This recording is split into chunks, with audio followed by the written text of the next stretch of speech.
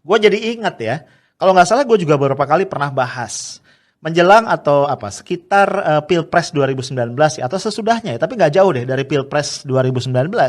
Itu ada satu berita yang bocoran lah di Reuters. Ya, lo tahu Reuters ini kan kantor beritanya Inggris ya, yang cukup kredibel gitu ya. Berita itu mengatakan bahwa rejim nih, penguasa saat ini memang punya roadmap lah. Untuk apa? Untuk mengeksklusi, untuk menyingkirkan ya mereka-mereka yang disebut sebagai kelompok Islamis ya. Kalau lu buka-buka kamus gitu ya, kelompok Islamis atau sebutan Islamis ini seringkali ditujukan kepada mereka, orang-orang Islam of course ya, umat muslim yang ketat ya di dalam menjalankan agamanya. Ya mungkin kita sebut fanatik.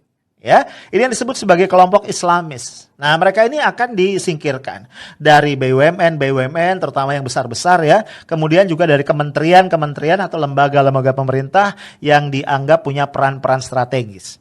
Ya, of course, mereka ini nggak akan dipecat ya, tapi mereka akan ditutup ini peluangnya untuk berkarir, bahkan sampai naik ke eselon 2 pun nggak boleh ya. Apalagi sampai naik ke eselon 1, yang tentunya ini adalah pos-pos yang strategis. Nah, guys, nampaknya bocoran dari Reuters ini cukup valid ya. Karena kalau kita lihat, nampak banget ya, kelihatan banget nih langkah-langkah sistematik ke arah situ. Ya, walaupun ya mungkin bagi sebagian orang tidak terlalu jelas ya. Contoh misalnya gue pernah bahas ya, sempat heboh ketika proses alih status dari pegawai KPK. Ya, lo tahu kan ya dampak dari revisi Undang-Undang KPK yang lalu itu para pegawai KPK ini harus beralih status menjadi ASN ya, aparatur sipil negara. Kalau dulu itu PNS ya. Ini paralel dengan perubahan status dan kedudukan KPK sendiri yang itu dimasukkan dalam rumpun kekuasaan eksekutif. Nah, ini kan problematik ya. Ini yang dipersoalkan oleh banyak pihak yang memprotes revisi Undang-Undang KPK pada tahun 2019 yang lalu. Karena begitu masuk dalam rumpun kekuasaan eksekutif, artinya KPK itu menjadi bagian dari pemerintah, ya kan? Padahal tugas KPK itu adalah memberantas kejahatan korupsi.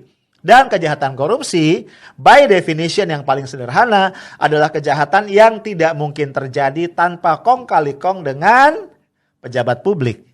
Pejabat pemerintah, kan jadi absurd ya, gimana caranya gitu. Tapi oke lah, kita bahas tadi assessment ya, yang berkaitan dengan proses alih status itu. Waktu itu, beberapa pegawai KPK yang mengikuti assessment tadi menyampaikan keheranannya ya, karena ada beberapa pertanyaan ini yang ya nggak jelas juga juntrungannya. Misalnya mereka ditanya sikapnya terhadap aksi 212 ya kan ya, atau ditanya juga sikap mereka terhadap Habib Rizik Syihab, terhadap FPI, kemudian juga sikap mereka terhadap pemimpin yang berbeda agama, dan pertanyaan-pertanyaan serupa itu. Hal-hal yang sebenarnya nggak ada kaitannya dengan tupoksi seorang pegawai KPK. Yang harusnya yang diuji ya, itu adalah kompetensi dia, skill set dia dalam hal-hal yang berkaitan dengan pemberantasan korupsi. Nah, guys, nggak sampai situ aja ya. Kalau kita lihat di BUMN, di kementerian, isu ini juga merebak sangat kuat ya. Sebelumnya lu masih ingat ya, gue pernah bikin beberapa podcast berkaitan dengan manuver dari GAR, Gerakan Anti Radikalisme, yang menyandang nama ITB. Walaupun ITB sendiri secara institusi itu menolak ya dikait-kaitkan dengan GAR. GAR ini pernah mempersoalkan, gue nggak tahu ujungnya akhirnya gimana ya, mempersoalkan posisi dari Pak Din Samsudin. Ya kita tahu Pak Din ini adalah anggota Majelis Wali Amanat MWA ITB dari perwakilan masyarakat ya, perwakilan masyarakat. Nah diprotes ya. Walaupun GAR berkelit ya, mereka protes tidak dalam kaitan Pak Din ini radikal, tapi dalam kaitan dengan Pak Din dianggap melanggar disiplin sebagai ASN. Ya, karena Pak Din ini kan adalah guru besar ya, dosen pengajar di UIN Syarif Hidayatullah Jakarta. Ya, yang disorot adalah Pak Din ini merupakan deklarator dari KAMI, Kesatuan Aksi Menyelamatkan Indonesia ya, yang sangat-sangat kritis terhadap pemerintah. Kemudian juga GAR mempersoalkan positioning dari Nurhayati Subakat, ya, Ibu Nurhayati Subakat. Ini adalah owner dari Paragon ya, yang merupakan perusahaan yang memproduksi merek kosmetik Wardah. Ya, karena apa? Karena Ibu Nurhayati ini merupakan donatur dari beasiswa perintis di Yayasan Pembina Masjid Salman ITB. Jadi dianggap ini melakukan tindakan yang tidak sesuai dengan spirit ITB yang inklusif. Absurd banget ya. Duit-duit dia gitu ya. Padahal di sisi lain Ibu Nur Hayati Subakat ini menyumbang juga cukup besar ya untuk dana abadinya ITB begitu. Nah, ini contoh-contoh ya. Jadi memang nampaknya isu radikalisme ini digunakan sekali lagi untuk menembak ya, untuk menstigma, untuk menyerang pihak-pihak yang berseberangan dengan pemerintah. Nah guys, ini ada yang terbaru nih, ini kemarin banget nih, rame. Jadi sebelumnya nih ada semacam badan kerohanian Islam lah ya di pegawai-pegawainya Pelni. Ini sudah bikin rencana untuk menyelenggarakan kajian Ramadan rutin setiap hari Kamis ya. Ada daftar pembicaranya ya, ada Ustadz Syafiq Riza Basalama, kemudian ada Ustadz Firanda Andirja, ada Khalil Nafis, Kiai Haji Khalil Nafis, dan yang lain-lain. Dan kalau kita lihat judul-judul kajiannya, itu biasa banget ya, standar Ramadan, di banyak masjid juga begitu. Misalnya fikih puasa, kemudian ada apa dengan Ramadan, ini mau kayaknya meaning ya, apa sih makna Ramadan. Lalu ada lagi bagaimana agar Ramadan ini bisa lebih bermakna gitu, hal-hal yang biasa ya. Nggak ada bagaimana merancang makar di Ramadan gitu, nggak ada ya, biasa aja temanya begitu. Nah tapi kemudian diharuskan dibatalkan. Nah dari nama-nama tadi kan ada Kiai Haji Khalil Nafis ya. Oke lah kalau nama-nama lain debatable silahkan ya. Gue juga nggak habis pikir kok bisa ya Kiai Haji Khalil Nafis yang jelas-jelas warga NU itu dianggap radikal juga. Nah loh. Apa iya ada NU cabang radikal gitu loh maksud gue.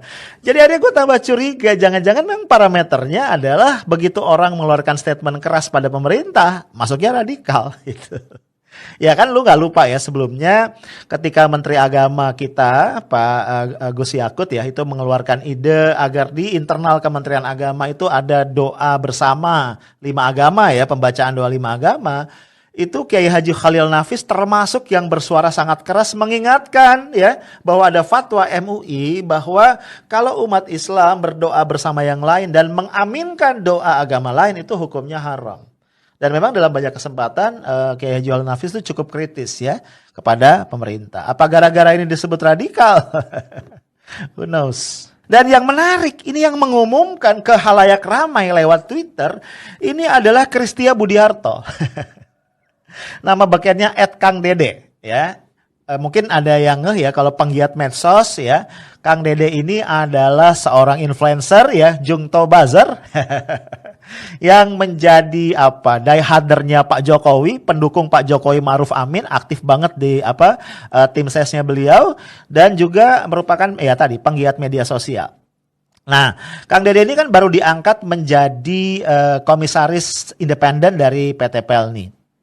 Poin gue adalah apa urusannya ya komisaris independen, komisaris lah gitu, ngurusin penceramah Ramadan. Belum lagi ya beberapa statementnya itu sangat keras. Misalnya dia katakan begini, ini pelajaran sekaligus warning kepada seluruh BUMN, jangan segan-segan mencopot ataupun memecat pegawainya yang terlibat radikalisme. Wih, sadis.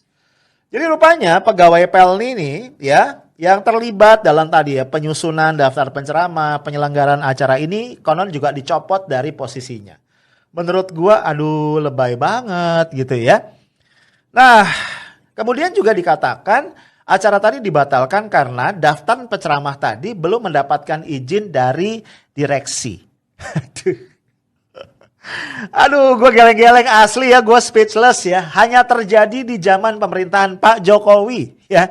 Even nih gue nih jadi saksi ya, di zaman Pak Harto aja ada pemberidelan penceramah segala macam.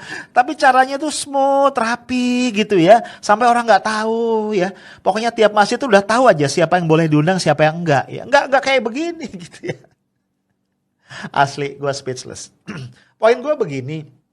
Ya gue ingin nariknya ke apa yang lebih besar. Maksud gue apa iya ya tadi direksi, komisaris itu tupoksinya adalah ngurusin penceramah Ramadan. Ngurusin isi kepala dari pegawainya. Memutuskan penceramah yang ini radikal, yang ini tidak radikal. Apa iya?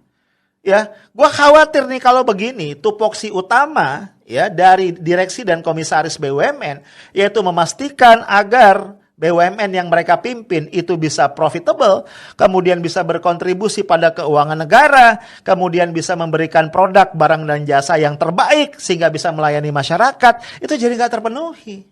Ya, akhirnya tadi itu pimpinan BUMN tugasnya jadi kayak polisi rahasia, gitu loh. Ya.